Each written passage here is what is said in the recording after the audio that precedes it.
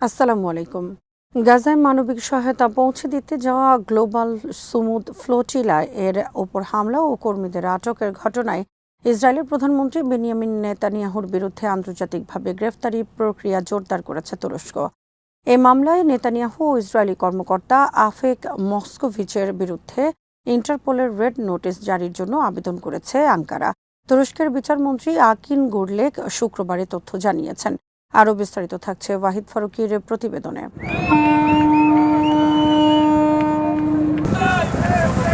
তুরস্কের বিচারমন্ত্রীর বক্তব্য অনুযায়ী গাজায় মানবিক সহায়তা নিয়ে যাওয়া ফ্লোটিলার কর্মীদের বিরুদ্ধে আন্তর্জাতিক জলসীমায় পরিচালিত অভিযানের ঘটনায় ইস্তাম্বুলের ১১তম হাই ক্রিমিনাল কোর্টে বিচারিক কার্যক্রম অব্যাহত রয়েছে।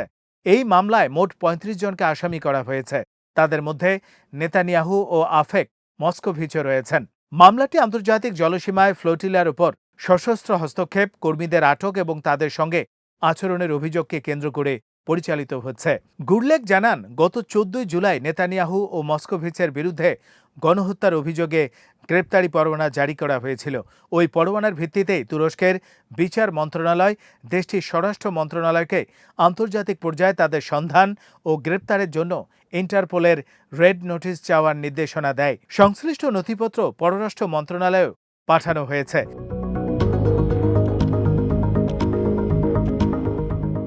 তুরস্কের অভিযোগ শুধু গণহত্যার মধ্যেই সীমাবদ্ধ নয়। বিচার মন্ত্রণালয়ের তথ্য অনুযায়ী নেতানিয়াহু ও মস্কোভিচের বিরুদ্ধে মানবতা বিরোধী অপরাধ, গণহত্যা, গুরুতরভাবে স্বাধীনতা হরণ, ইচ্ছাকৃত আঘাত, নির্যাতন, সম্পত্তি ধ্বংস, গুরুতর লুটপাট এবং পরিবহন যান ছিনতাইয়ের মতো অভিযোগ আনা হয়েছে। তুরস্ক বলছে, গাজায় মানবিক সহায়তা নিয়ে যাওয়া বেসামরিক নাগরিকদের বিরুদ্ধে আন্তর্জাতিক জলসীমায় পরিচালিত অভিযান এবং তাদের আটকের ঘটনাগুলো এসব অভিযোগের ভিত্তি।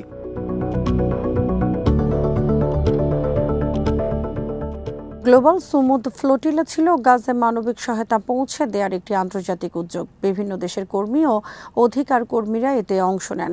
মে মাসে গাজার উদ্দেশ্যে যাত্রা করা এই বহরে প্রায় ৫০টি নৌযান ছিল এবং এতে প্রায় ৪৩০ জন কর্মী অংশ নিয়েছিলেন বলে বিভিন্ন প্রতিবেদনে উল্লেখ করা হয়েছে।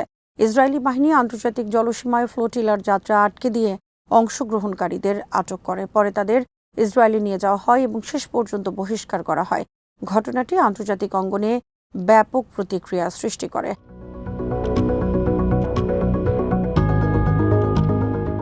এই ঘটনার পর তুরস্ক সহ কয়েকটি দেশে ইসরায়েলি কর্মকাণ্ডের বিরুদ্ধে আইনি পদক্ষেপের উদ্যোগ দেখা যায়। ফ্রান্স, ইতালি ও অস্ট্রেলিয়াতেও এই ঘটনা ঘিরে বিচারিক কার্যক্রম শুরু হওয়ার কথা বিভিন্ন আন্তর্জাতিক প্রতিবেদনে উঠে এসেছে। ফলে গাজা যুদ্ধকে কেন্দ্র করে শুধু রাজনৈতিক ও কূটনৈতিক চাপ নয়, বিভিন্ন দেশে আইনি পদক্ষেপও ক্রমশ গুরুত্বপূর্ণ হয়ে উঠছে। ইন্টারপোলের রেড নোটিশের বিষয়টিও এখানে গুরুত্বপূর্ণ।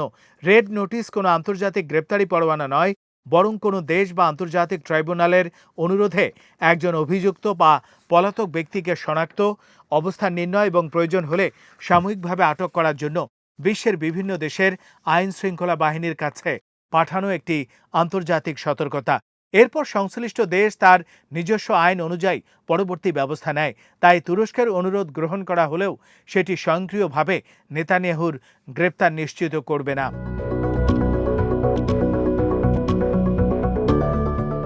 তবে রাজনৈতিক দিক থেকে এই পদক্ষেপ অত্যন্ত তাৎপর্যপূর্ণ, কারণ তুরস্ক দীর্ঘদিন ধরেই গাজায় ইসরায়েলি সামরিক অভিযানের কঠোর সমালোচনা করে আসছে। প্রেসিডেন্ট রিসেপ তাইপ এরদোয়ান বহুবার নেতানিয়াহুর বিরুদ্ধে গাজায় গণহত্যার অভিযোগ তুলেছেন। এবার তুরস্ক সেই রাজনৈতিক অবস্থানকে একটি জাতীয় বিচারিক প্রক্রিয়ার মাধ্যমে আন্তর্জাতিক পর্যায়ে নিয়ে যাওয়ার চেষ্টা করছে।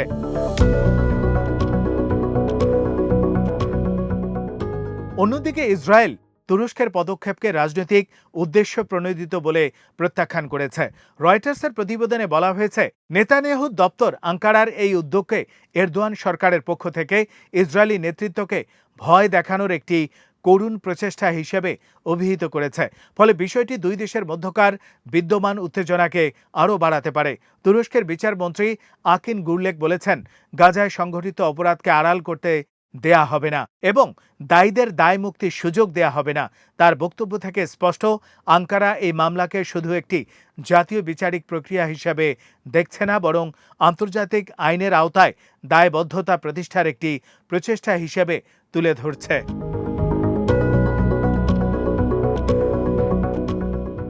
এখন মূল প্রশ্ন হলো, ইন্টারপোল তুরস্কের অনুরোধ কিভাবে মূল্যায়ন করবে এবং এর পরবর্তী আইনি প্রক্রিয়া কোন দিকে যাবে।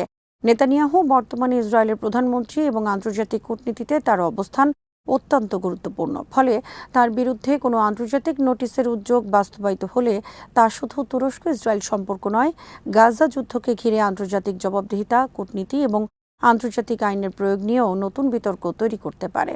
আজ এখানেই শেষ করছি। সমরাস্ত্র প্রতিরক্ষা ও কূটনীতির নানা তথ্য জানতে চোখ রাখুন বিডি ভিউজ ইনফোটেইনমেন্টে।